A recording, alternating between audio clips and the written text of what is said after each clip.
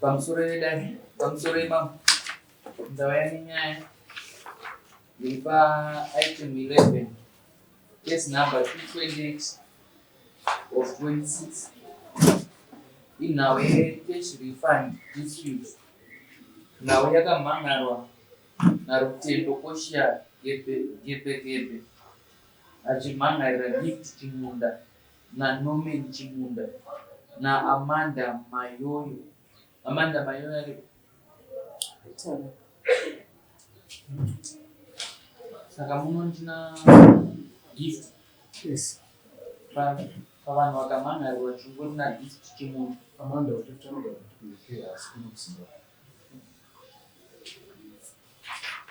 Ndiyo nhawu yangayani.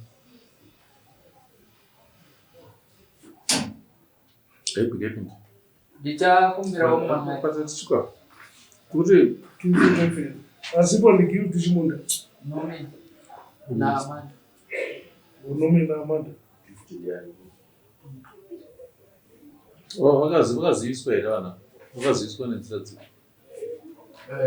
Amanda ndakatry kukomukita naye panhamba yatakapiwa yekuuk but still haisati ikatry kushandisa communication yeWhatsApp but still haisati yachika kuti ndakaenda kuti hapana chakutoziva chakaita panhamba dzavakatipa. Takaupa nhamba ndeni Takapiwa naPoshia Gebe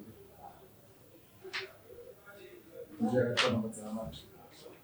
kuya Norman Norman Chimunda ndakatumira shoko asi handina kuapula. avana vane ukama here vari vatatu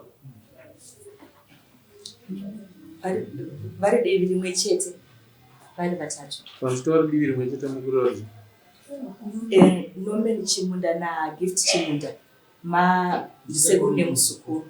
Amanda Mayoyo ndiye vari agent wavo aitengesa mastands.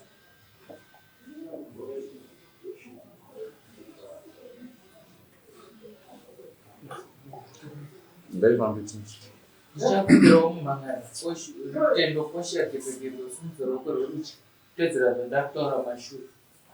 Ini rutendo Koshia Gebe Ini rutendo Koshia Gebe ndopika pamberi pedare ndopika pamberi pedare kuti zvose zvandichataura kuti zvose zvandichataura ichokwadi pamberi paMwari namambo wangu. ichokwadi pamberi paMwari namambo wangu. Mwari ari mubatsiri wangu. Mwari ari mubatsiri wangu. Zisa rokubasa ndoya kune naGift Chimunda simudziro rweruchi tedzera zvandakutaura. Ini Gift Chimunda Ine Gift Chimunda ndinopika pamberi pedare ndinopika pamberi pedare kuti zvose zvandichataura zvose zvandichataura ichokwadi pamberi paMwari namambo wangu. ichokwadi pamberi paMwari namambo wangu. Mwari ari mubatsiri wangu.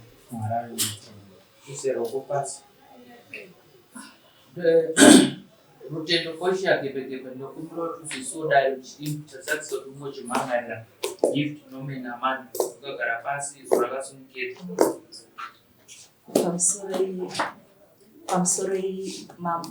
pamusoro yevedare ini munyaya yangu ndakamhangarira Gift Chimunda naNorman Chimunda mushure mekunge vanditengesera stand vanditengesera stand 2019 ndokumva ndachitanga kuivaka 2021. Norman Chimunda akazongonyuka 2026 achiti nzvimbo iyi yaisafanira kutengeswa inzvimbo yakatengeswa zvisiri pamutemo ndokubva vandifenzera nzvimbo iyoyo. Gift Chimunda wacho akatengesa ari kuramba kuti handina kutengesa. Vakanditsvagisa agent wacho anga ari incharge pamastands avo tikamutsvaga tikamuwana then ndokubva vatanga kunzvenga Gift Chimunda naNorman Chimunda uyu ava nochida kutaura naagent uyu. Imari yamukuti cash refund yamuda kudzoserwa. Cash refund ndinoda kudzoserwa Tenda wakateka rini? 2019. 2019. Makavaka rini? Mati? Makavaka rini? Ndakatanga kuvaka 2021 to 2023 ndipo ndakavaka kubva pasi kusvika kuroofing.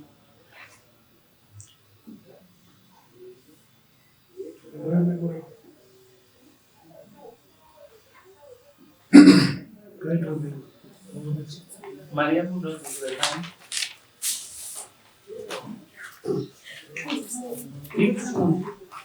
Mafunga nawe kutaura kwibva hanzi makatengesera stand 2019 Vatanga waka 2021 kusvika 2022 2023 chivakati gore rakapera ndipo vakazonuka ndobva machivasenzera ndonhava vaina mudani ukuzoerinyarusa noti chinazvo taura chokwadi pamberi pedare kwete yantora space ngatangire pana Amanda akunzi Amanda anga agent wedishokwadi tikaita naye mamwe masenda takambotengesa pamunhu wasekuru iwoyo anga ragent wenyu zvechokwadi akatengesa mastendi pamunda pasekuru kupi kumaro kumaro kune panotengeswa iwo waitengesa uri sani apa nini ndaimirira ana gogo ana sekuru vabereki vana mama wangu vari kumashure varipo vanomirira manga mawana pi mvumo yekuti mutengese ana sekuru ndovachindiva vachindituma vachikutuma kutengesa chii kutengesa mastendi vayo pamutemo unotengesa nzvimbo kana zvaita sei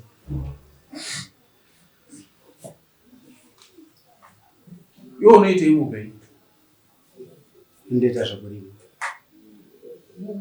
ndati pamutemo unotengesa nzvimbo kana zvaita sei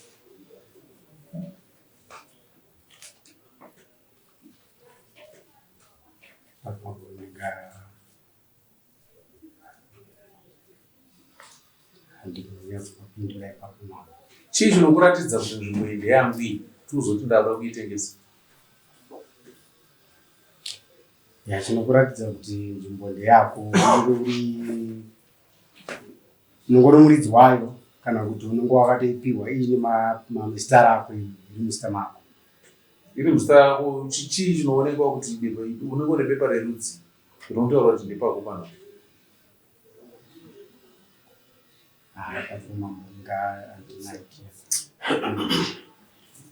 saka uyu akauya sei rutendo mawire akaita akauya through Amanda mushure memwe ndakambotengesa imwe nzvimbo yandikutaura iye yandakatengesa naAmanda saka Amanda zvakaitika akatora information yangu atora information yangu bhosi inini pamastendi asekuru ndaishandisa maIDs aana sekuru indaimira sewitness saka vaiti tipei maID ndichishandisa ID yangu kunga ndopa vakatora information yangu pastendi yaAmanda yautaura manje yaposhia chakazoita kuti tizopafenza sekuru pavakabva kuAmerica vakauya vakasika kuti muzukuru tada kuita sei tada kufenza muti ndisekuru apa Norman Chimuta ndo vakakuti saifenzi pamba yavakwa naposhia ivo vaida kufenza muyadhi mavo saka inini Norman uyu ndiye aida kufenza muyadhi panzvimbo panaposhia hongo nyambe pamberi pamai vakapa ndopakaisirwa fenzi ndopakaisirwa fenzi munhu waari kutaura kuti Amanda akafoja mapepasi nekuti ane mamastenzi akavatengesera kutaura kwaAmanda akatengesa mastenzi ekuba kweava 6 yangu ndiyo yekutanga neighbor wari kutotaura kuti ndiyo stendi yari kuziva yaakatengesa pakazofojwa mapepasi neighbor iyoyo yakatozotenga panzvimbo ipapo indatoisa box kudhara ndatotenga kare ndatoisa box neighbor yakurufi ndadaura pesa rufi pavakamisa munhu kurakatoa parugarwa nani panani pana apatori naripo unongona ngari pemunhu tisataenda kure uyu zari pemunhu muda kuchiko manje pamusoro iye agent nzoni 2021 eri akatotishedza inini ndimana nindi varidzi vemunda ndiri mwana wavo nditogara pamba nevabereki uyu muzukuru mwana wedu mwana waava inini ndindotogara nevabereki vabereki venyu vari baba vakazoshayigwa rakapera mai varipo vari kuti vauye ajendi akatondishedza inini ava tiri tu tikatoya pashogoranda ajendi nditomuziva iye mumwe wacho wekutanga anobva Agent Amanda. ehe vaito pese paivauya nemari vachitengesa stendi dzimwe dzacho vaitouya kumba Mari ndiani? iye vanhu vaitenga vacho kana kuti Kutaura nezvarutendo. vatendo vatatowe naagent vatishedza pashoko vatatowe vatatokuruka neiye stendi vatanhu vakaita mistake vakavaka basiripo naagent ini ndakatenge nditoripo Ava ndo vakavaka basiripo. achinzi vakatenga pazasi pacho patsikiro. Asi vakatengeserwa havo stendi. Unoziva kuti vakatengeserwa havo. Aiwa inini papa handizivi nokuti saka pamaitezwa saka kuzonzi vakatengeserwa pasiripo. Iye agent ndiye akauya mbati vakavaka pasiripo. Saka uchinzwa zvichinzi vakavaka pasiripo zviri kukuudza kuti ndivandati ko vakati kuenda pazasi. Ndati kana uchinzwa kuti vakavaka pasiripo zviri kukuudza kuti kudiko. Apa ndichaziva. Asi kukuudza kuti vane pavakatengeserwa. Neana mai. Asi kutaura here kuti munhu ari kunzi akavaka pasiripo. Asi kana ndanzi ndakavaka pasiripo pangu ndeapa ndo yandozovakira. Mazvikuonera kuti pane yangu nzvimbo iripo ka. Handizvo? Ndizvo ari kutaura. Vakati pazasi. Iwe nyarara iwe. Kana wabvunzwa unopindura zvawabvunzwa. Kuda kunyepedzera unoda kutaura zviri. Ndakubvunza wasi kupindura zvandiri kukubvunza. Wakuda kutaura zvako iwe.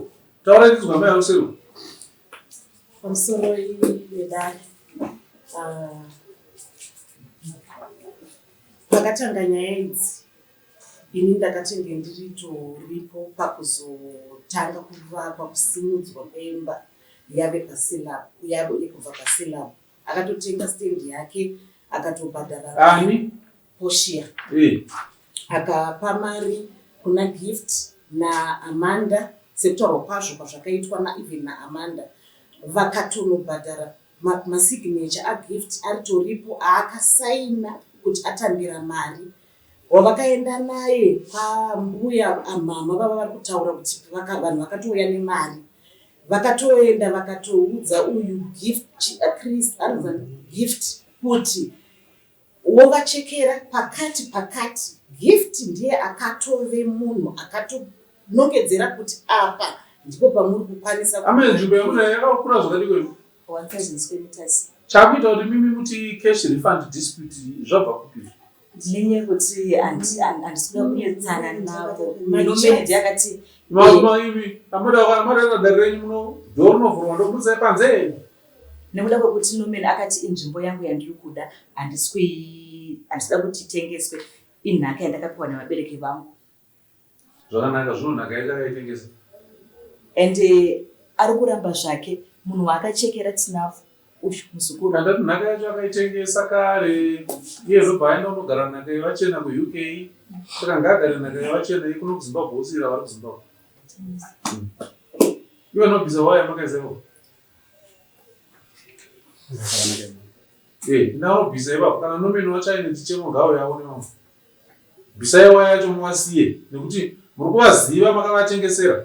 Pane zvinhu tu isai mari yavapa kana kuti vasei vagare pamba makavatengesera. Musataure zvekuti nhaka nhasi uno makadya mari yemunhu nhasi unovika kuti vadzorere mari yavo yese unovapa here.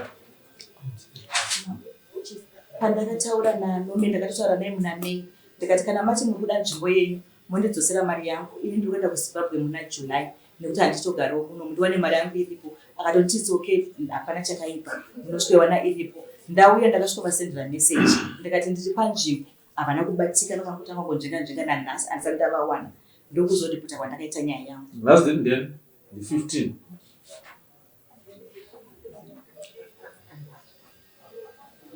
iwe wainodziwa rini? Ndatozita zvekira tikupinda ramangwana. Ukira tikupinda ripi? Uda wani kubvisa waya? Iwaya irudzi? Iyi security. Nhasi uchibva panapa. Nhasi uchibva panapa inobvisa waya iyo. Nhasi.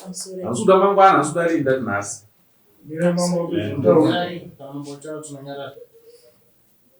Ndoda mhinduro nhasi, ndiri panapa kusvika kuma 5. Inobvisa waya izvozvi kudzoko ndipendudire kuti waenda bvisa.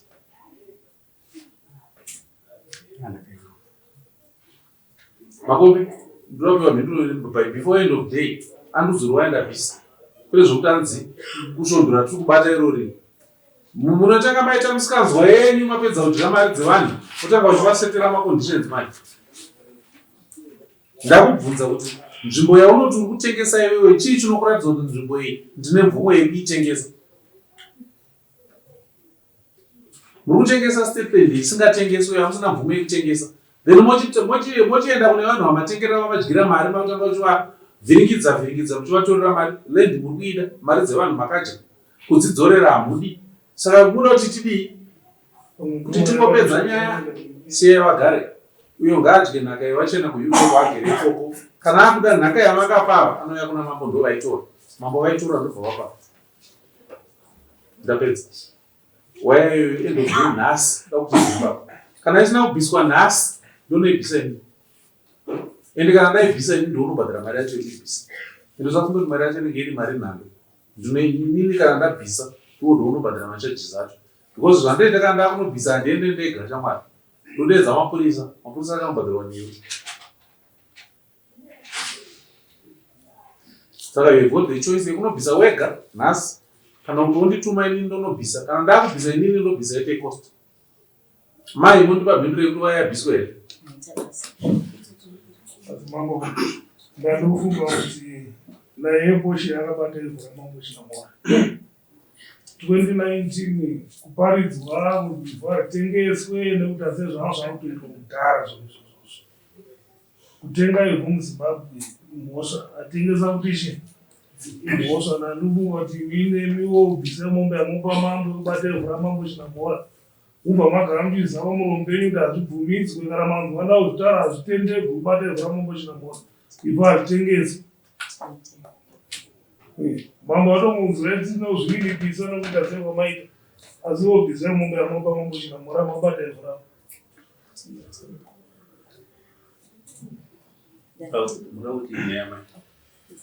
Pamusoro panzizvoni ava vanofanira kupa mhinduro nhasi kuti fenzi yabviswe. Ndachikumbiro ishe vangu isi hatigare kuno, togara paRare. Saka hatizoziva kuti yabviswa here nhasi vacho kunoti aiva. Zara nhasi tombongoitaire nyaya iyo. Tendera kuno. Mungoritaro renyaya ipi? Renyaya iyo mupe feedback kuna mambo. Akutosimika nayo. Matenda panzvimbo pacho panotanga kubvisa. Mimi musabate wayeyo. Manzwa? Musabate, iye ndiye ngabvisa. Mukabata wayeyo panomangarwa malicious damage to property zvikazotanga kunetsa fushana. That iye ndiye ngabate waya yake. Chenyumi kutarisa. Kutogumbata kana kushandisa foni kusora pikicha chete. Chete ndo chamuri kuita hamusi kubata wayeyo. Ngabvise weka. Michenyu you are just witnessing. Kana pabviswa muita access yekumba kwenyu muite zvomuri kuita. Kana abvisa imi muisa yeni. Fona vanhu vanozobata yenyu mimi ndiani. Mombe dzangu muri pari. Tine ndanga ndichikumbira pamombe yekuri paai tine grace period yekuti tinofanira kuiunza pakati. Tikati paizwa kuti mogona kuunza ringi. Toitoda kana nhasi izvozvo. Kana iripo. Unobuda panze mona anopurisa mombe yotouya. Zvino zvati 2019 kati. Inini yangu ndokwanisa kuiunza 4 September. Imwita mukari kuno. Murume wangu, sisi wangu nemuzukuru wangu vanenge varipo ndivo vanouya. Ndikutodzokera musi weMati. Murumbukura sabhumurire here? Nematiti zvese tinawo. Munotora tikamasura zvezvimire ipanapo munoipa sabhumurire. Ndichamwari? Ndinenge ndakutotsvaga ndisita kuzvifuna mambo. Mari ngatiunza kuchera mabhandina. Toda kumira nomina achauya September. Hazutaura nemi. Ndamati chandakubvunza here. Handi michenyu makatengesa mamadya mari dzevanhu. Mudze nomeno wacho tomirira nomeno kuti auye manje mambo wakapita muoko kumirira kuti nomeno achauya. Swa. Ngadye nhaka dzevachena uko. Ndidye nhaka yangu kuno. Ini ndodya yatateguru wangu, handidye yevamwe vanhu. Mazvinzwa? Ndoda yangu yatateguru kuno. Ndo inondowana ndiri panapa. Pakuno kwaChinamora. kuno kuZimbabwe iye ngaadye vachienda ikoko. Kana achida zvekuno anotitsvaga. Shamwari, tipindure tinzwe. Ndokwada mambo ipapa ndakutokumbirawo ini ndoitawo zvokurima ndoenda kutotsvaga mbichena mbicha mari yandotaura nanomeni wako kuti mambo wada mombe yavo yekuripa musikanzwa yatakaita yekutengesa ivhu ravo ndokupa musvika wa 18 September. chokwadi mambo ipapa ndakanzwisisa mari handinako kutambira uye makuti information yangu ndikatitongondisungirira asi handina kutambira kana sei. Ndatotaura nanomeni wako kuti pamhosva dzedu dzatakaparadziye naajeni wetu Nhingi taripiswa mombe namambo mubatanidza mombe dzacho uya nayewewe. Aiwa ndapanzwisisa. Ino watubvumira kuti ajeni ndowako zveshuwa shuwa. Socheve chinoitwa naajeni wako wabvuma chakanaka chakashanda ndichani? Taidzirana yacho. Chitedzera zvotaura namambo ndembise waya iyoyo. Ipapo mwega wakanga mari dzondo dzatokuriswa ndegona kuUK. Yapera iko zvino mamweiti mumibveba. Ine wabvisa vasi kutaura zvakona mambo dzavo dziuye mwana mombe yamambo. Kuya nemombe tinokwanisa kuunza tinoya nayo iri mombe chaichaiwa. Ndapedza. Pamusoro imam, pamusoro nedare. Ndoyani nyaya iri pa-item 5. Case number 214 of 26. Iri nhau yeland dispute. Yakamhangarwa naGodfrey Manangazira. Achimhangarira Bruce Marova. Pamwechete naMartha Manini. Iyi nhau yevillage Macheza kwaMunyawi. Ndiyo nhau yandayo nayo mudare. Ndichakumbira Godfrey Manangazira simba roko rorudyi tedzera zvandataura.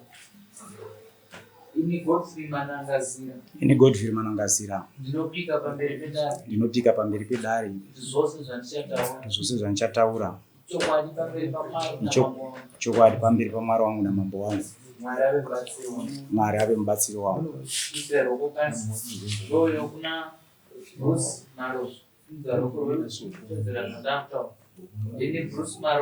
Ndini Bruce Marozo. Ndinopika pamberi pedare. Zvose zvandichataura.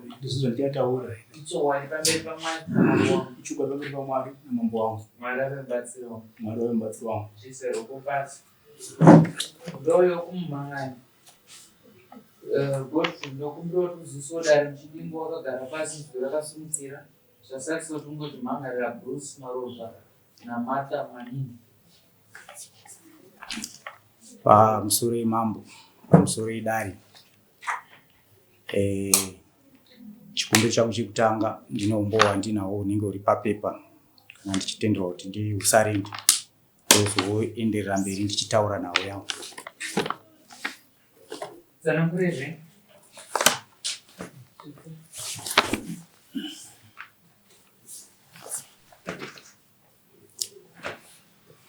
Chekutanga ndiri mwana waAmbrose Chirimuta. Pamusha pandakauya ndo pandakaberekwa panonzi paChirimuta. Nawo yekutanga ndichiuya pakati pemusha uyu ndakauya muri muna December. Ndabva ndasvika pamusha paigara mai guru nevana vangu vakanga varipo pamusha. Ndichisvika ndakasvika ndina tete vakabvunza mai guru vangu zvikanzi mukomana wandauya naye munomuziva here? Zvikana mai guru ndinomuziva ndiba munini goti. Ndakapedzera kuvaona panhamo yababa pavakauya asi vanga vachiri vadiki asi ndinovaziva. Zvikanzi aiwa zvakanaka. Vatapinda mumba vatagara mumba vatatanga pakanga pane dispute yakanga iripo pamusoro pevana panyaya yekugarisana kwavaiita nenhau dzekugarisana dzeminda idzodzo. Sabhuku vakanga varipo. Sabhuku vakabvunzawo vakati uyu ndiani? Vakatsanangurirwa natete zvikanzi ndiye mwana waAmbrose, ndiye gotwe raAmbrose rekupedzisira wepamusha panapa. Zvikanzi naSabhuku zvikanzi aiwa pakadii pakanakai. Ndobva ndabvunza mai guru wangu tikati mai guru Sabhuku akanditi mune mubvunzo here tisati tatanga kutaura nawo edu. ndakati homu makanipa mukana wekuti nditaure ndinotsanangura. Martha Munindwa. Wakati zvakanzi kana ndakati mukandipa mukana wekuti nditaure ndinotaura. Zvakanzi wataura hei. Vana bvunza ndakati mai guru munozvitendere kuti ndadzoka pamusha pangu. Zvakanzi na mai guru honguba munhu ndozvitenda kuti madzoka pamusha penyu. Vana vabvunza mubvunzo wechipiri ndakati mai guru ndinowana pekuvaka here pamusha pangu. Zvakanzi baba munhu pekuvaka paripo. Ndakati aiwa zvakanaka. Chikuita kuti ubvutaura shoko rekuti ndadzoka pamusha pangu chi? Ayo ndakati ndadzoka pamusha pangu. Chiri kuita kuti utaure shoko rekuti ndadzoka pamusha pangu chi? Ndakanga ndisipo.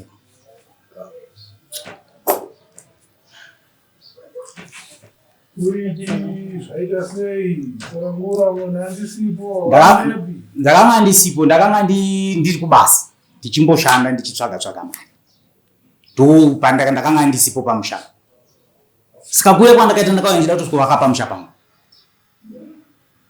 Saka pawanga usipo iwewe waenda kwausina kana kutiudza kwausuda kutiudza kuti wanga uripi? Ndaichengetwa natete. Atete ndo aichengeta pamusha pako pawanga usipo?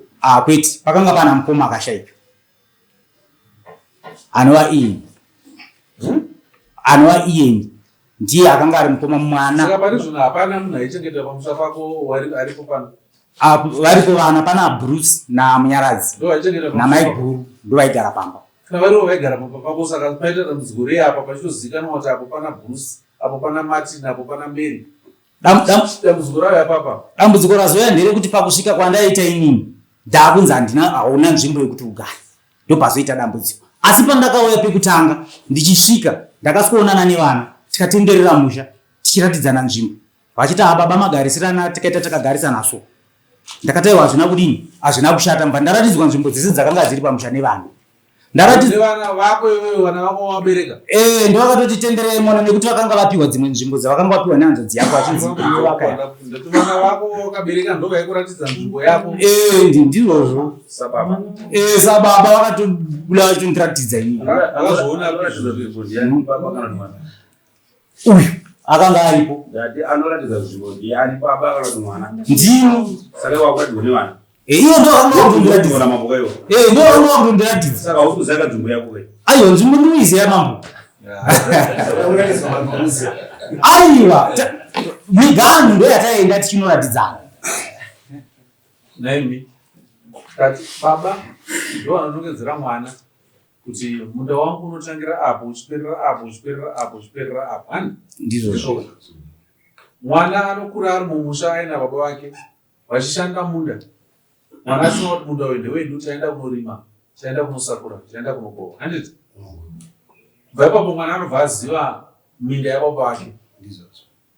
Asi zvatiri kunzwa panapa mwana ndiye akazonongedzera pakuti kuna baba apa ndepedu, apa ndepedu, apa ndepedu, apa ndepedu. Sei zvazodaro kuti mwana ndiye akunongedzera baba, baba apa ndipo pane migani yedu? Ndoda kutsanangurwa ipapo. Sei zvadaro kuti zvakubva kumwana pane kuti zvibve kuna baba? Pamusoro aiwa ndichiri kutaura. Pamusoro inini ndakarerwa natete.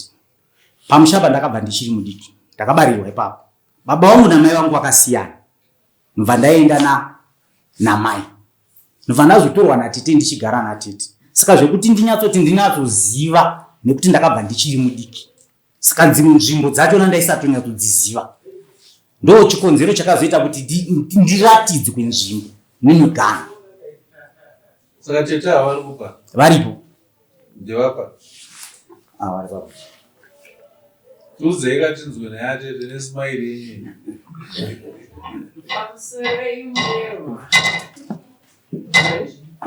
Garai nemakumbo here imi?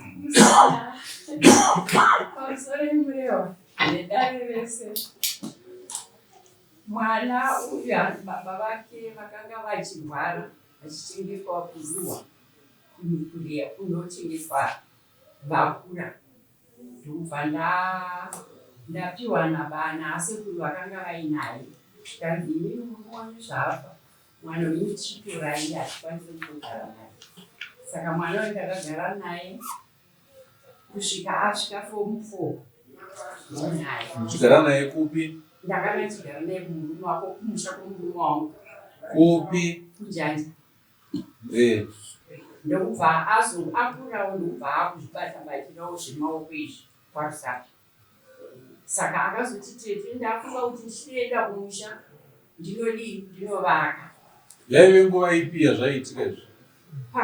Baba wake pakashaya mukoma akatenga kushaya baba ndikaenda naye. Ndokubva azoshaya mukoma wake ndikaenda naye baba uyu. Yaiva nguva ipi pakaitika zvinhu zvamuri kutaura izvi? Baba vemukoma wayo vakaenda kuruwa makore akati. Mwanawe ndokuzomutora gore rakati ndokugara naye kunjanja.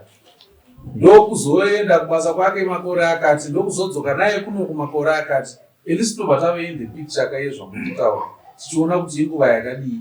Panguva yese iyoyo kumusha kwaChezawo. Ngotitsanangurwa kwanga kwakamira sei? Kwaigarwa nani? Kwakakwasiwa kuri mumaoko ani? Chazoita kuti nhasi uno uya adzoke achiona musha wangoro wabereki vake usisipo chii? Godzi pandakanga ndiinaye akanga paine mukoma wake iyeni baba vaBruce. Kana pataiuya kudzinhamo ndiinaye Godzi ari mudiki. Iyeni ndiye akanga aripo. Pakazofa iyeni ndobva Bruce naTinashe Muchakabvu ndovakasara varipo nemudzimai. Saka Godzi akurawo ndopaakati ndakutoenda kumusha kwababa ndichinovya ndinovaka. Amai andikona ngumusaundisa kutaura mambo adii. Mambo azitsanangure kuti baba vouyu vakashaya gore rakati. Makauya naye pakafa mukoma gore rakati. Kana muchitondera magara naye kudya chegore rakati. Kuitira mambo tidzose tizoti nguva yakagarwa nemukoma naye asiri pamusha yakanipa vakadii. Mungatondereri makore amukutaura nezvakuti igore ra2020 here. Ameno. Handichandatoziva makore ndabadzidzire mumwe wangu. Baba wakafa 2005. 2000 ndopakafa. Ndopakafa baba wangu. Vari kuruwa. Vari kuruwa achichengetwa kumachembero. Kumeufort. Iyo matsamba wachipaya matsamba abva kupaya mapepa wachipaya. Aya itsamba yandakatora snapshot yetsamba yakaitwa meeting yema-minutes. Nekuti tsamba yandina kukwanisa kuzenge ndichisvitswa naSabu. Saka ndakanga ndaiisa mufoni mba ndazoiprinta. Mbuzo wangu wati kudini? Wati ndati yabva kupi? Yazouya sei mumaoko mako? Chii chakaita kuti mapepa yanyorwe sezvizvi? Titsanangurireka. Pamusoro iyi. Chakakonzeresa kuti mapepa aya azouya sezvizvi. Pa-meeting yakaitwa nekomiti yemusha. Pakanyorwa ma-minutes. Rini? Musi wa 23 achanyazoziva executive date rachona rakanyorwa ma-minutes waya. Saka pakapedza kuitwa meeting zvakanzi tichanonyora tsamba yekuti muchazoenda nayo kwamambo. Takati haiwai zvakanakai mva tazoteera tsamba iyi. Tateera tsamba iyi. Tsamba iyi nekakusawirirana kandakaita netsamba yemanyorerwa yanga yakaita. Yainzi pamusha pamarozva. Saka ndakazotaura naSabu ndikati hapasi pamusha pamarozva ndipachiri muta. Saka ipapo takazotadza kuita kunzwisisana ndibva ndanzi naSabu. Zvakanzi izvi zvamakuda izvi handikwanisi kuti ndirambe ndichichinja zvinhu. Nekuti kuti ndirambe ndinotsvaga futi sekretari ndimuti uya utangidze kunyora hazviiti. Saka inini handichakwanise kuti ndiende kupi? Ndiende mberi kwamambo.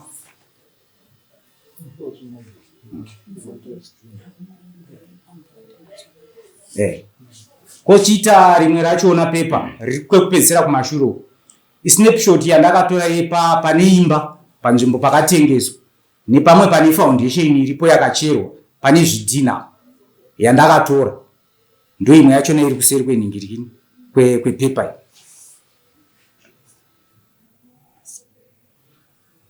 Mushure menyaradzo yaTinashe, Marozva yakaungana ikapa Godfrey nzvimbo yekuti avakire imba yake.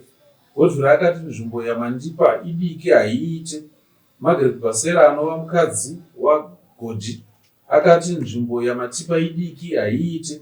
akati sabhuku tinyorerei tsamba tiende kuna kwamambo nekuti hatisi kunzwisisana. Ndo maminezi aukunikira nakati. Ndo andakatora acho na. Saka chikonzero chaizoita kuti usungise Bruce ndechei?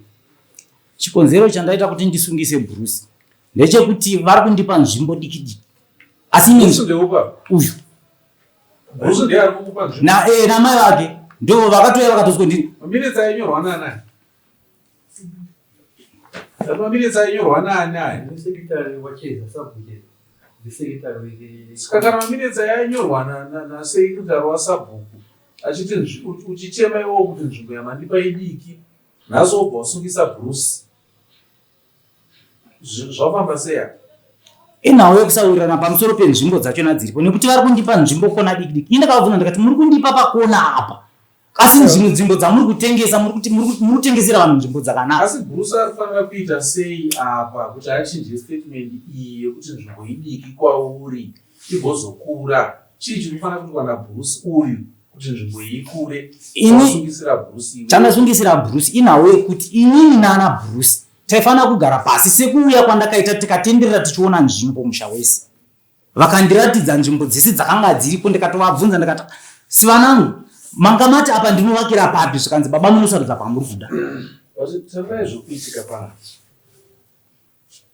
Bruce ndiye auya anongedzera Godfrey nzvimbo, ndokubva paitwa musangano wemusha azonongedzera Godfrey nzvimbo yekuti agare ndisabhuku.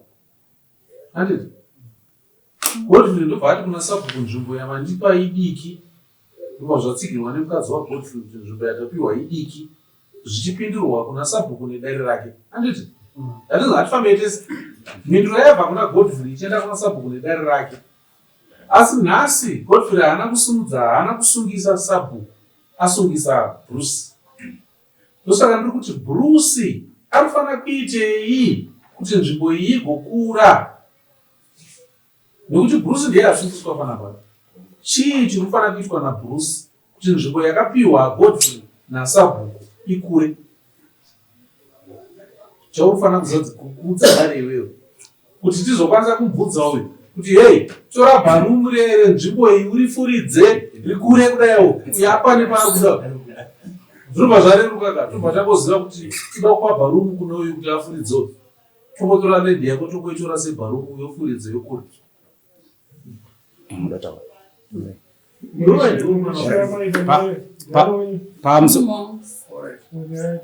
Pamusoro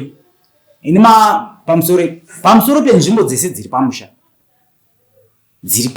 taifanira kuti tionesana kana kuri kuerengerana nano toerengerana nano towana nzvimbo dzakafanana, nekuti ini ndine mhuri handiti uyu pamba pababa wake iyeni kuriko kwakangomira kwakada, asi dzimwe nzvimbo dzakatorwa bva dzatengeswa dzimwe dzachona.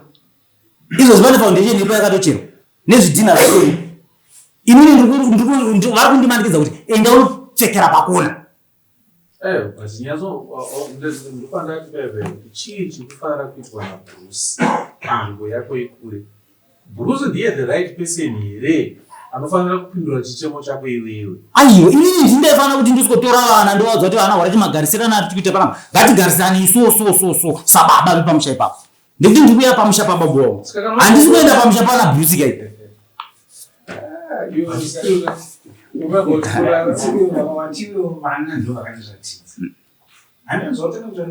Nekuti chakatanga kuitika ka ndechekuti pandakatotanga kutosvika after tapedza nyaradzo takatogara pasi tichida kuti tionesana, vana vakaramba, ndibva ndaenda kumba kwatete. Iwewe anofanira kugadza ubaba hwemumusha umu ndiani iwewe? Hapana, ndinofanira kugara pamba pabobongo. Saka kana pasina anofanira kugadza udare ubaba hwemumusha umu ka ichongo kuti kaina unogara ubaba hwako uite basa rako.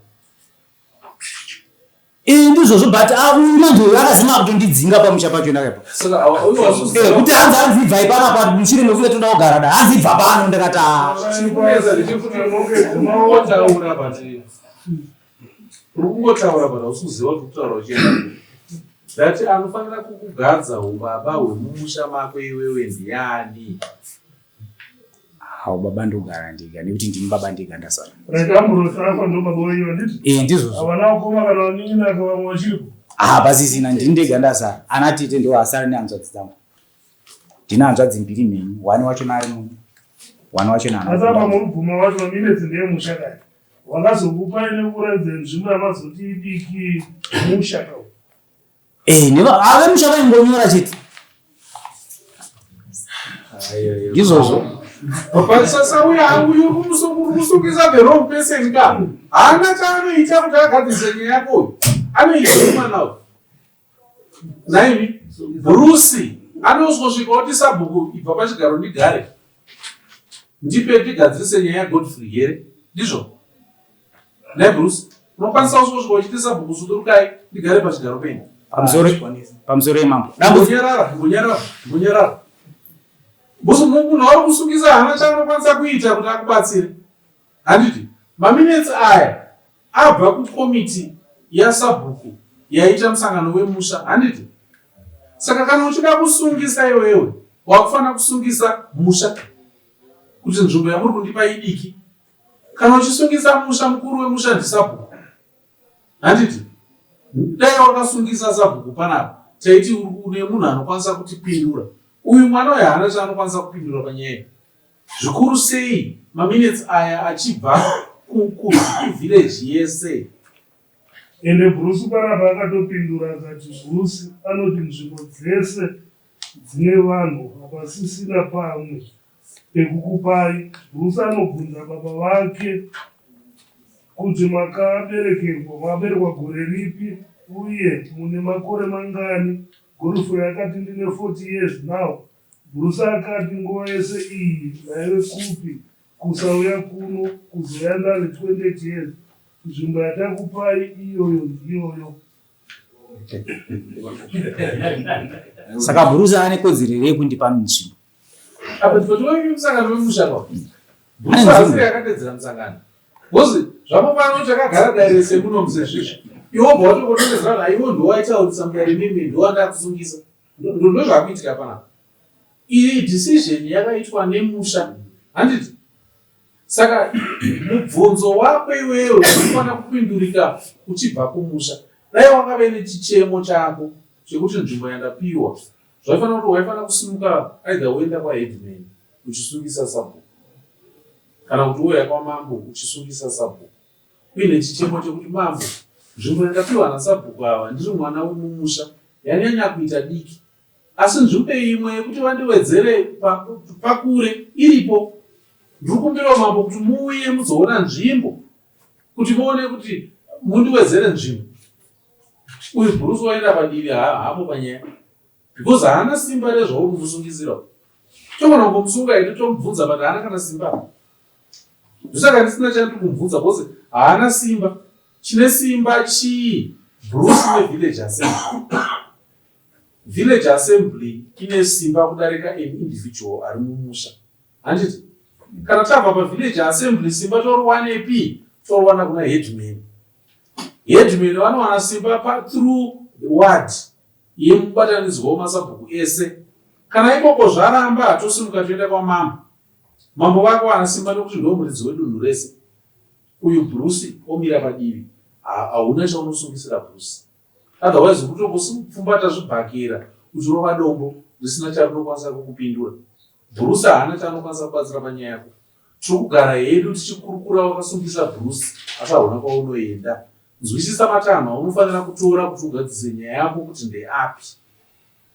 Nyaya yako yanga isingabvira kuti usungise Bruce. Yaida kuti udzokere pana sabhuku nedare ravo.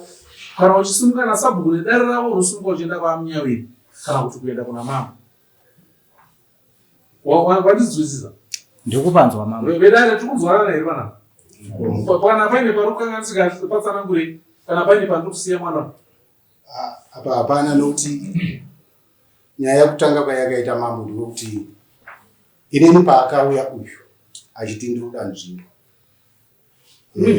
Ndini sabhuku wacho, sabhuku chete. Paakauya achiti akuda nzvimbo, ndofunga payakatangira yakanga yatangira iri vana chete. Vana vachinetsana ndo vadaida kugadzirisa. Vana kuti Bruce naTinashe mukoma wake akafa na Munyaradzi ndo vadaida kugadzirisa.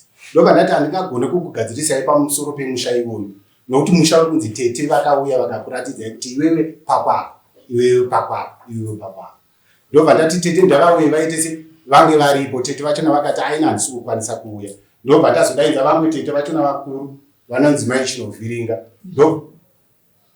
ndobva vauya maichinovhiringa ndakati nyaya iripo ndainge ndisina kuvadainzira nyaya yegodfrey ndainge ndaidainzira nyaya yekuti vagadzirise vana vakomana vandinogara navo kuchi mumusha wegodi handimuzivi handingangobvira ndakamuona kutotanga kumuona muna December ndofunga kana usiri musi wa8 musi wa10 handichaziva pandakamuona kubvira chibvire ini ndane ndava 2021 kusvika izvi which is 5 years.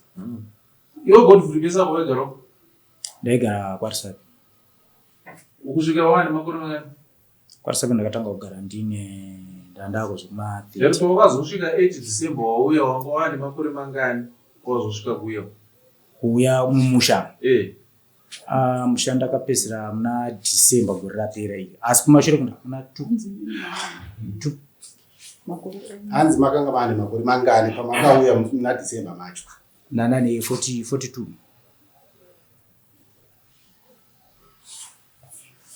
iwe vanhu vanoziva nhoroondo yenzvimbo yauri kuchema nezvayo ndanani ndanatete saka chokudiwa pakati chekuti iwewe unosimukana natete vane nhoroondo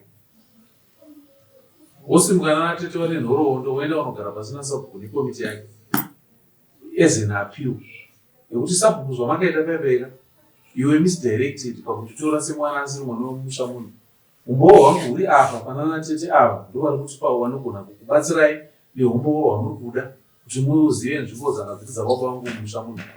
Dambudziko riripo mambo nderekuti vana vachona vari mumusha ndo vasiri kundigamuchira kugamuchirwa here unoziva kuti vari kuti isusu nzvimbo dzedu dzatinadzo ndedzedu unogamuchirwa sei nevanhu vasiri kukuziva unogamuchirwa sei nevanhu vasingakuzive vakatokugamuchira katova vanopenga nekuti havakuziveka kupa ndakambouya pesa apa pamashure ndichiuya apa vaindigamuchira sei vachinditisa baba chiri pakufa kwakaita mukomana weminyaka mama iuya muchitaura dzimwe dzimba dzisinei neivhu kana maa muchitaura nyaya yevhu zvasiyana ka baba vanogona kuuya kunhamo otogara panhamo dzava ndibaba venyu handiti osimuka wadzokera asi vakazouya vava kuti ndaakuda munda uyu ndewangu zvasiyana kaizvo mhinduro dzinotosiyana kana baba vauya kunhamo kati vauya papati munongotambira munhu madoro modya mofara odzokera kwavapo bati vakazofamba vachiti nzvimbo dzese dzamuri kurima ndedzangu zvasiyana handiti zvasiyana saka kana wasoti nzvimbo dzese dzamuri kurima ndedzangu pakuda umbowo hunogutsa vana vari mumusha kuti vagutsikane kuti zvechiwa ndedzako at the same time ka dzimwe nguva tinotarisa matime frames ekuti zvinhu zvauri kuchema nazvo izvi ndezvemakore mangani zvaitika nekuti ivhu ratinaro iri kai estate land haina muridzi anoti permanently ndepamwe unogona kutama usimuka woenda uko wauri kudzoka pawaigara pepe tatoisa chikoro kana tatoisa chikoro ipapo tatoatenda to vanga varipo musi iwoyo iwe usipo zvinova kuti paunodzoka wakutoona yako yekutanga usi takagadzisa zvakagadzisa tikatopfuura nhasi tikuo takagara panapa kuri kuvakwa dhamu rekunzvo handiti pari kutodisplacwa vanhu vachibviswa vachitsvagwa pamwe pekunogara hatiti pane mumwe mugari wemumusha wamari kuuk arovera kuuk arovera kuaustralia arovera kuchina arovera kusouth africa ari kugara mumavillages epakunzvi tane makore 4 tichivaka dhamu iri zvino tichitsvaga kuti vanhu vacho vaisepi dhamu rovakwa ropera vanhu vese vopiwa pekugara hurumende yopedza basa paanozodzoka tiona yamvura yega yega anopa mhosva kunani anopa mhosva kunani saka iwo uri kungotenda kuti waona pasina dhamu riripo bati dai kunzi wasvika uchiona pane dhamu unopa mhosva kunani tiri kwenyuku kuward 1 tine vanhu vakaafektwa necantonment yebharakiza vakabviswa vamwe vava izvozvo vari kutongosvotoka vachienda dingu neabout 9 or so vasina pekugara nanhasi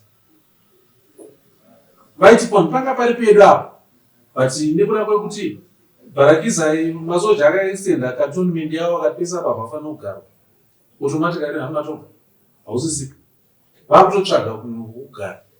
Saka iwewe usashandise simba rekuti ndini baba pano ndinzwei, tsvaga umbo unogutsa vanhu vari pagiraundi kuti vagone kukugamuchira.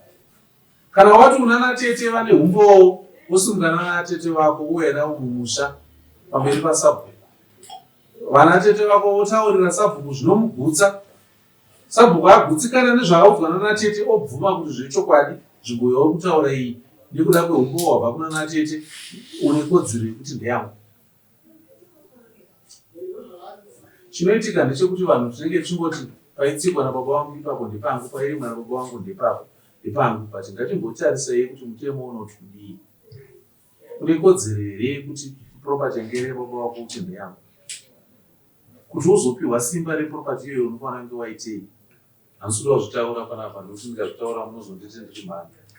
But tengei mambofunga muzobvunzisisa kuti property ngere baba vangu kuti izonzi ndeyangu, chii chinenge kunge chaitika. Saka chandiri kukutuma nhasi, uyu mwana uyu haana kana nyaya, haana kana chaanondibatsira nazvo, haana kana chaanokwanisa kutipindura. Vana tete vako vane umbo, ndovaoda kuti wasimuke navo. Wasimuka navo muenda pagiraundi. Sabhuku apa, vana tete vako apa, vamwe vakuru vemumusha imomo apa. Handiti sabhuku apa unotadza kutsanangura wega. Vamwe vakuru vari mumusha, vana tete vako votsanangura nhoroondo. Uyu mwana wanhingi uyu. Vakaberekwa vaina nhingi nanhingi nanhingi. Vanga vaine musha wavo uri apa. Madhundu rava vairima ranga riri iro neriro neriro neriro. Handiti vamwe vakuru vari mumusha votsigira kuzvataurwa natete nhingi ndizvozvo. Then tochoona zvakamira sei nhasi, toona kuti tingabatsirani sei vanhu ava varipo panzvimbo. Ndo zvatingatoita zvinotibatsira. Zvokuti ndakagara munomu ndinongedzere kuti sabhuku chezaenda itonomba nzvimbo, handiiti zvinyepera. Ndoiti zvinyepera. Iwewe tsvaga vane umbowo hwako, wouya apa. Sabhuku odedza vakuru vemumusha nekomiti yake nevagari vemusha, wouya apa. Dare ramambo rouya apa, takagara tichiteerera. Kutanga pana tete vako votsanangura nhoroondo yemunda wavo kuchema nezvavo. Kubva ipapo zvoenda kuvakuru vemusha vachitaura nhoroondo yesekretari achinyora kuti ndo nhoroondo yababa vagodfrey yatiri kuudzwai.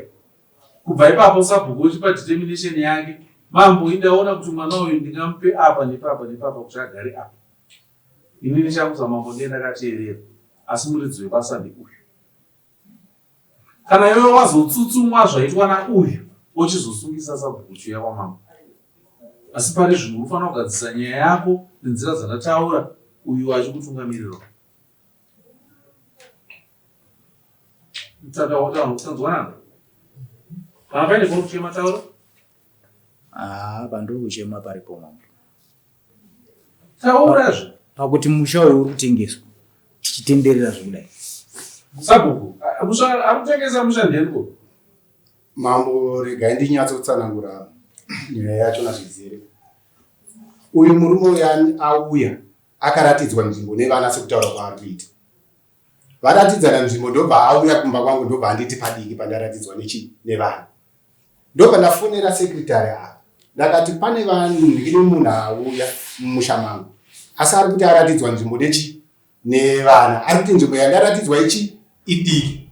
Sekretari ndobva vanditi zvamunofanira kuita acheza, munofanira kudaidza komiti yenyu, moenda panzvimbo ipapo munotaura nemunhu uyu nenzvimbo ari panzvimbo ipapo, atombowana here? Ndakati hongu awana nzvimbo, asi ari kuti padiki, zvakanzi endai panzvimbo ipapo.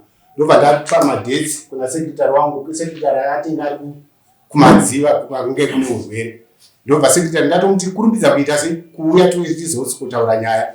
Ava ndobva vati vakuda kuuya kuno kwamambo. Ndakati hamugone kutanga kuenda kwamambo tisina kutanga tataura nyaya pagiraundi.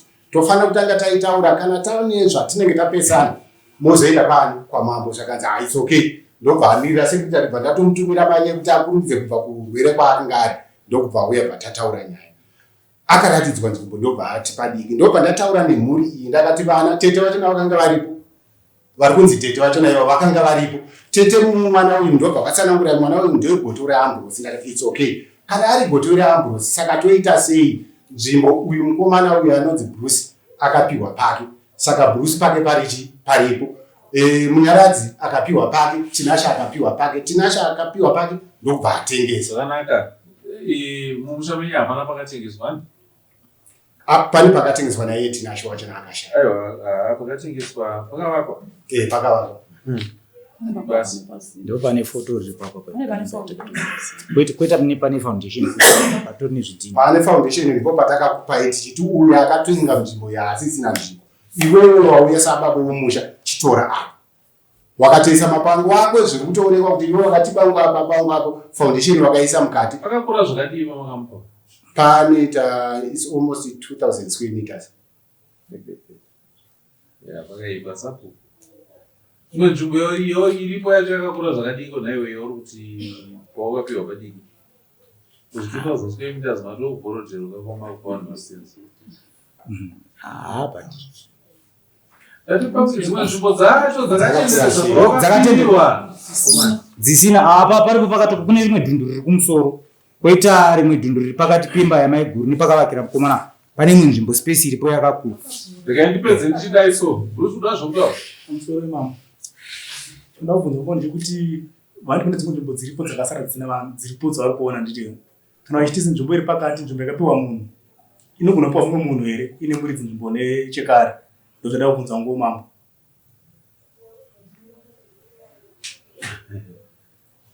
Inogopiwa munhu sei iyo ine muridzi? Ndopari kunetsa kwatanga ndinoona dzimwe nzvimbo pasi pakavakira Bruce ndakavaka wangu musha wandakavaka saka handigoni kuti pamusha pangu wandakavaka kuti hapana munhu ndiripo.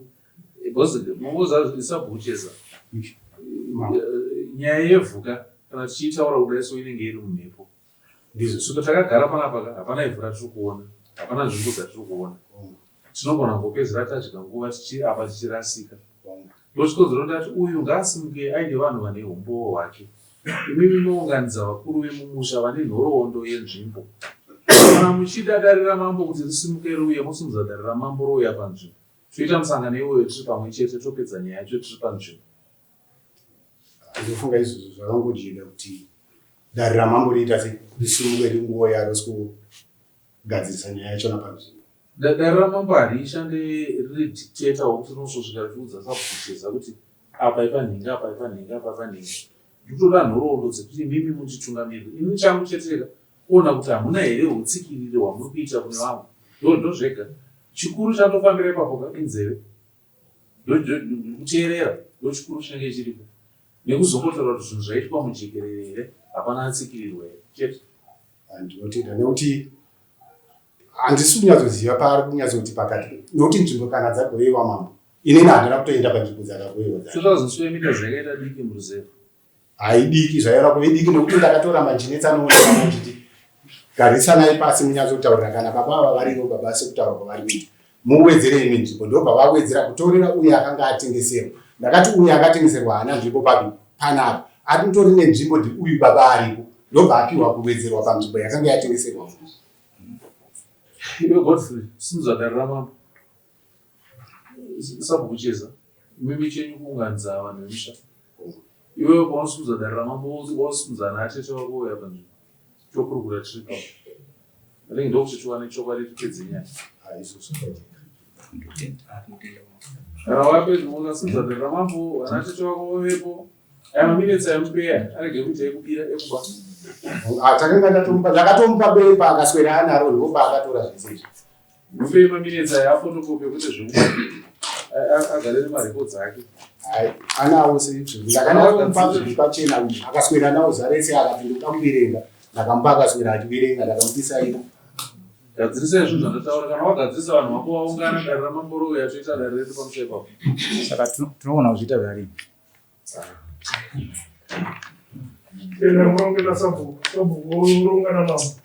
Totenda. Nditira kuti kunova varini mukurukura neta sabhuku nanaatete moverano zvarakati asi zvichiona kukasika. Totenda. Sabhuku vanenge vachiona neufisiri mamambo kuti musavakati. Ndataura ndikatisimudza dare ramambo riende panzvimbo. Handizvo ndikuda kuti nditokanzwa zvandikuita vana nditosunga ndiende kwacheza. Aiwa kwete. Izvozvo zvonoronga neofisi ndiye nokudza kuti tizvite rini. Haungati mambo ndakagara padareka utama kuti tinozvita rini. Ndorongwa kuti enda unoita wega. Asi kana pane paruko vako kana paroti wasei panzvimbo idzodzo dzapamberi. Asi vanenge vaichinji kuitwa chikuitwa ipapo zvese ngazvimiedze zvazviri mamboya vakadaro Yapere panonasi. Vamwese mafunguro ake pamusoro imamo pamusoro edare ndauri nenyaya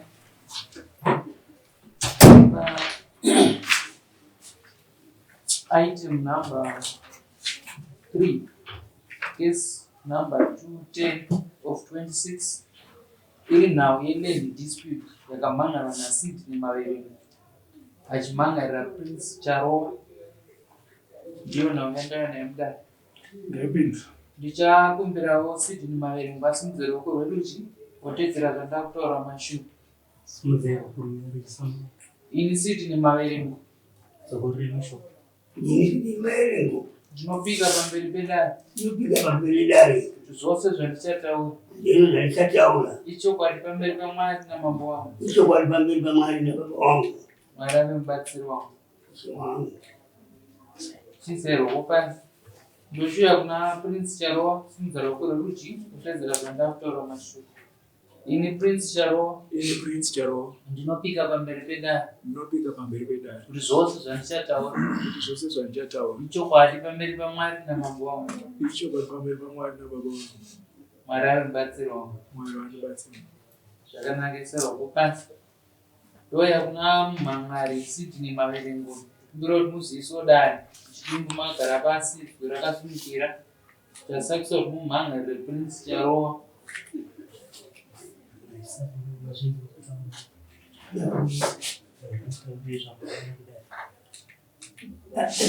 Taura here. Namanga Charowa nakasira pangu kuchengetera kuila matika chatoka.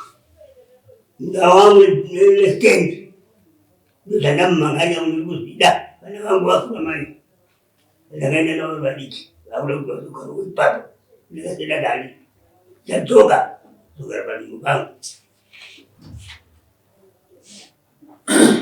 Muri kuti makasiyira Prince Charowa gadheni nestand? Ndakasiyira munda stand. Makausiyirani? Ndakasiyira Charowa. Gore ripi? Kati igore ripi ramakavasiyira? Makasiyirwa 1987 ndinabatsirwa ipapo. 1987? Hongu mama. Zvine umbowo here?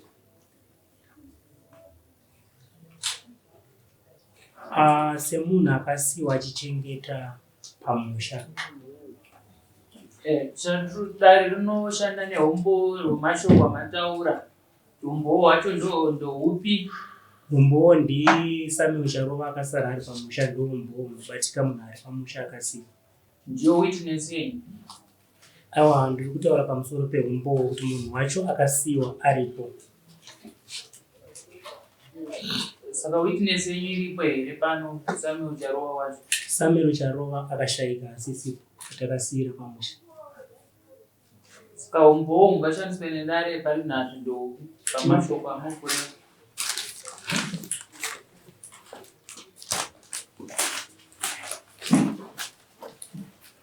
Sei mamhan'arira Prince Charowa?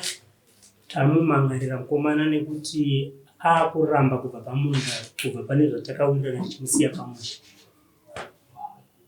Baba vake ndo vatamhan'arira vatakasiya pamusha, ndo vatakawirirana naye, zvinova zvatoziviza kudare pamusoro pemukomana atauya naye pano.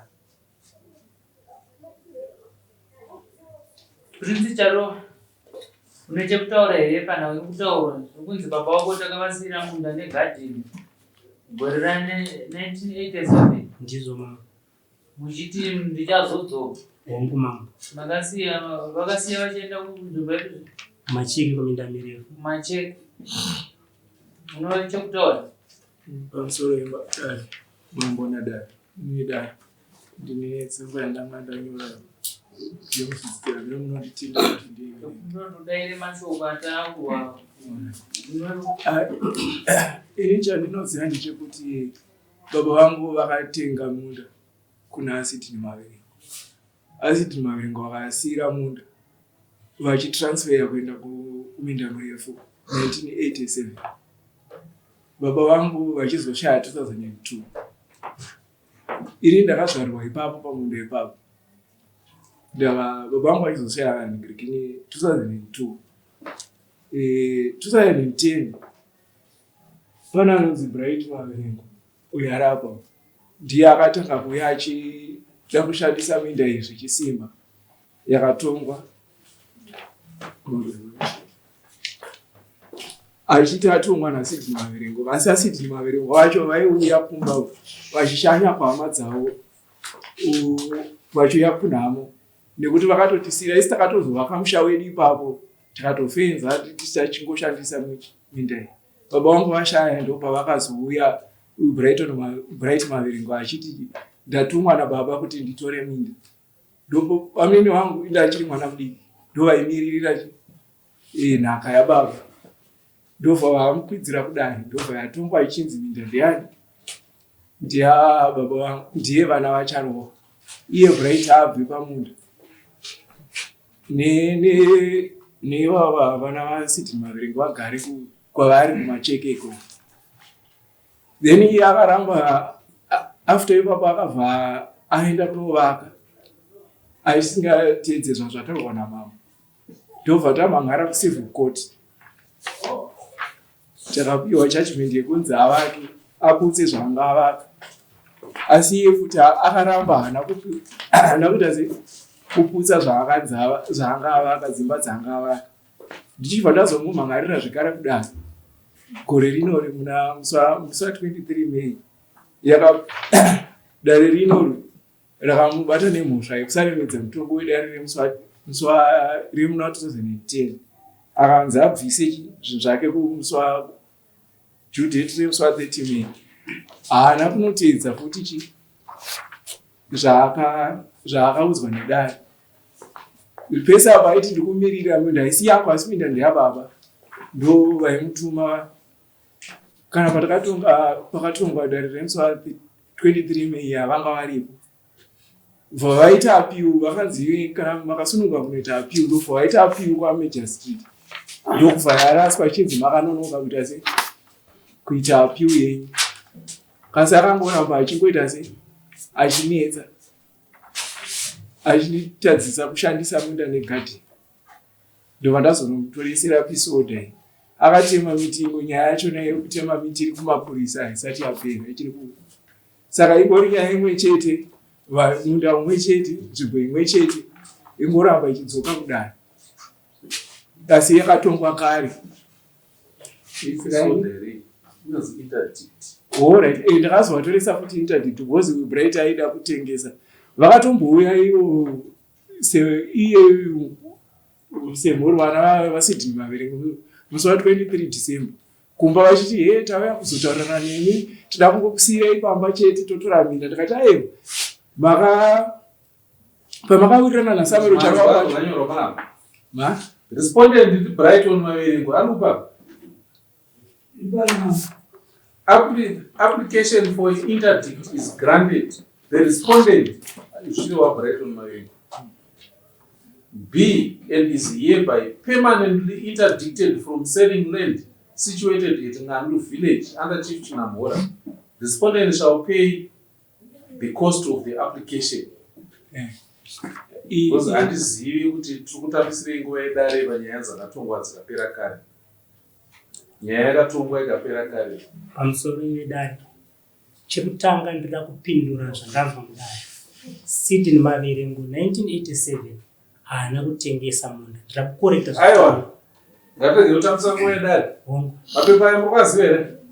Hongu mapepa iwa yandiswazi ndiri kutaura aiswa mudare naSidney Maverengo. Mapepa aya ane order kwamagistrate dzima applications achiitwa nemukomana uyu achihwina nyaya pane judgment yekwamambo ya2010 hanu iri papi yaibata Bright Maverengo kwete Sidney Maverengo. But tinoda kuchinja mazita over the same piece of land handiti land imwe chete kai ichokwadi mambo handisi kuramba saka sei muri kuramba muchingochinja mazita over the same piece of land akuswauda ngonakidzwa nekuda mambo wangu Bright haana minda muridzi weminda ndiSidney Maverengo. But land imwe chete kai handi land imwe chete ichokwadi Saka sei muda ndirame chingotonga the same land muchichinjira mazita evanhu. Chitakura nyaya yenyu munoita appeal ku high court. Haichada kwamambo. Because imimi munoda kuti hauchenjeri hwokuchinja mazita handiti. Kwete mama. But handisisina jurisdiction kai. Ichokwadi. Handisisina jurisdiction yekutonga nyaya iyi.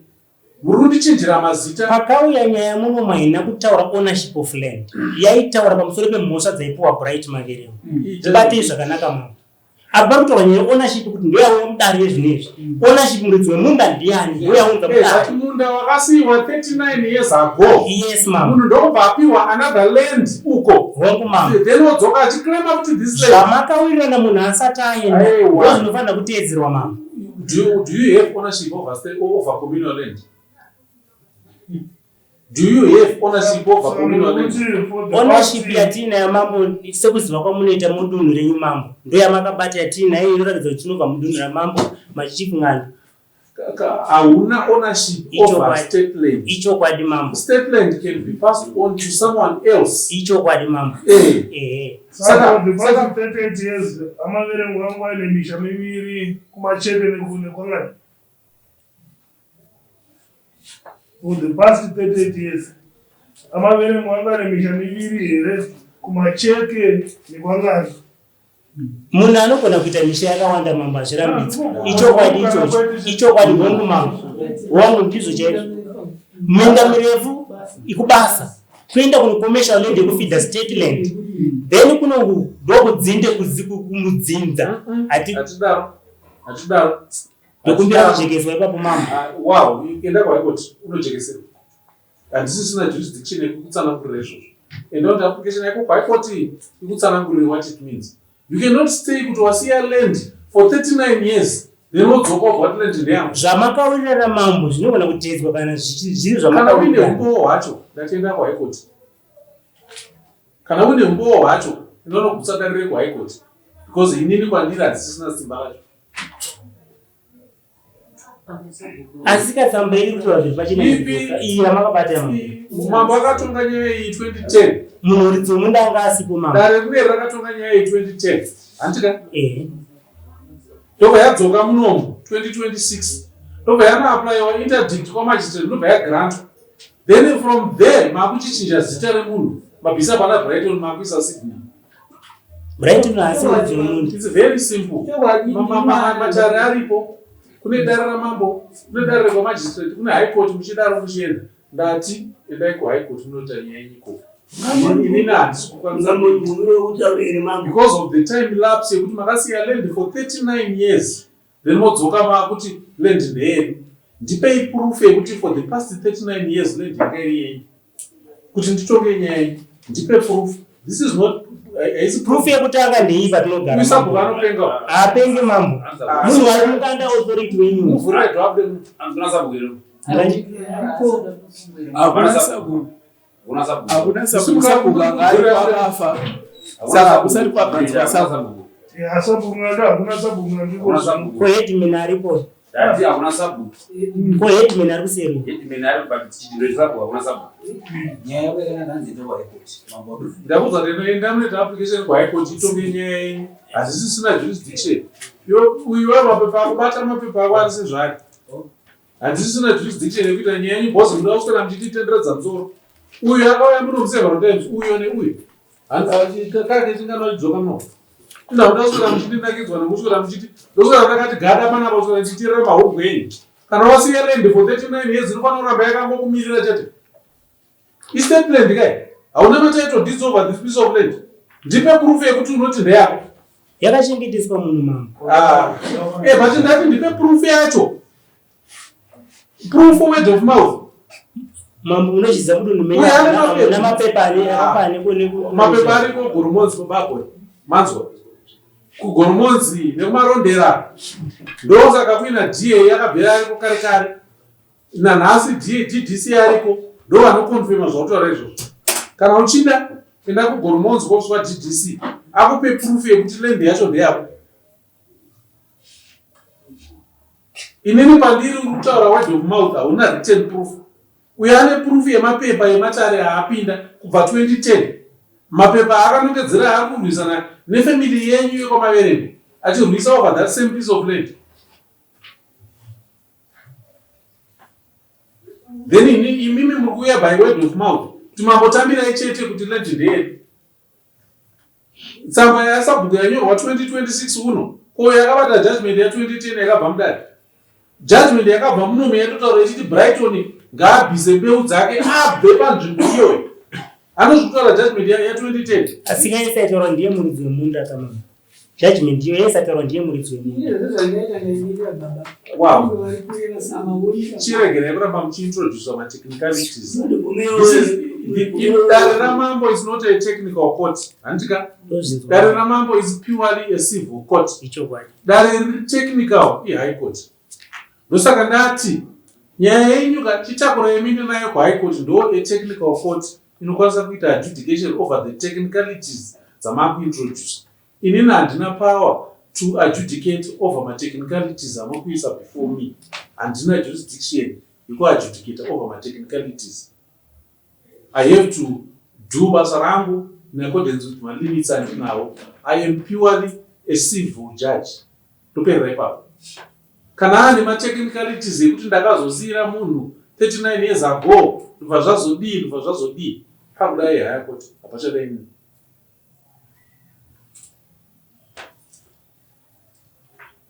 Zvakanaka. Sigumba veregura bench. Nditaurwe. Baba baranya Siyataure tivanzwe. Inotora wandakaita yakanokunyatarowa yakati nebhari pamutoka mulichatoka Tumaiugaira repasiyo yakati chaita madzimambo ngani mutunhu yakati nichatoka pamuta pangu ile nitabwera mateki vana vangu vakana vakura ndikudzokera pano angongo ndavireko pamakaenda kumacheke kwangu kusina ivhu here kwamukwireko ranga ririko handora makafambira ivhu kumacheke saka harisisiko here ivhu kumacheke ririko iroro ngaripiwe vana here iroro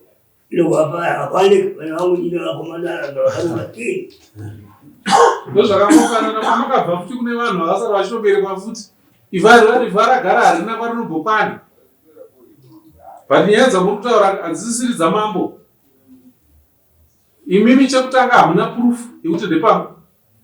Dai muine tsamba yabva kwati kwaDA uko iri kuti land size yakati ndeya Sydney Maverengo chotangira ipapo munoima ndipa proof.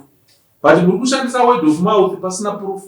Sabhuku haana jurisdiction yekuda kunyorera chitsamba chaanonyora icho, especially over 39 years. Sabhuku was never there for 39 years. And today as we speak, mumusha mangandu hatina munhu anomira achinyora tsamba achidhinda kuti ndiri sabhuku. Uyu sabhuku fotokopa chitsamba icho is very stupid. Hamuna munhu anodhinda tsamba yasabhuku muvillage mangandu. Tabvuma kuti sabhuku haamo asi headman ndiwenyu mambo munomuziva akatokonfirma kuti but ndati iwe hauna proof inogutsa dare kuti panhu ndepako. Proof yako iyoyo inogutsa dare kuti panhu ndepako ndepako. Iyo that's not haisi proof inogutsa dare. Enda kuofiswa DA number 1 oya neproof yako DA vachikonfirma kuti panhu ndepako. Nekuti 39 years ago land yese yapiwa vanhu yanyorwa pasi pachiendwa kuofiswa DA. Zvakaitwa kuvillage komandazo mapepa anotorwa kwaDA. Handinoona ofisi ofisi yainzi yaLDO. Ndo vaichengeta marekodzi iwawo ekuti nzvimbo ndeyani. Handishandise word of mouth rabva kuna sabhuku akagadzwa marwezuva. Hazvishandi izvozvo. Ngatishandise umbowo kubva muofisi yehurumende hwakadhindwa naDA huchiconfirm. Besides that, endai kuHigh Court. Ndo adjudicate over my technicalities. Moisa lawyer, moisa whatever zvamunoita ina not concerned. But ndo dare rinotarisa ma technicalities yenyaya yenyu nemamerits enyu. Inini for the simple reason that nyaya yakatongwa 2010 kubva yahwinwa nemukomana. Kubva yatongwa kuti 26 kubva yahwinwa nemukomana. Brighton ndobva atonzi ibvisa mbeu dzako ubve ipapo. Saka nhasi uno makundititonga ownership ownership yako iwewe number 1 ndipe proof. Hauna proof. Saka ownership dispute yenyu haina evidence pamberi pedare.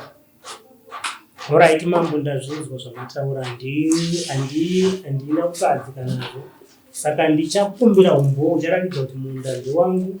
Ndichadzokera zvakare mudare ndichipune umwe umboo unoratidza kuti munda ndewaSydney Mavere. Ndofunga ndiwo umboo wamuri kuda ukati tichaufambira ndidzoka zvakare mudare mavo. Ndofunga ndiwo mataura kuti toda umboo, ini ndichaufambira, ini ndichauya nawo.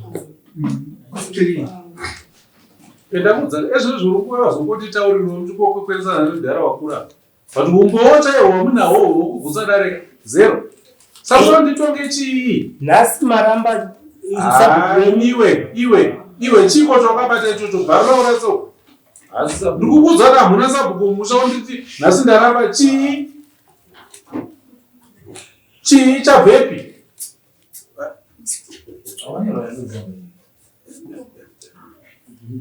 Ndakuda kuabhuza matare imi. Takukumbira judgment kuti inooneka rini mambo.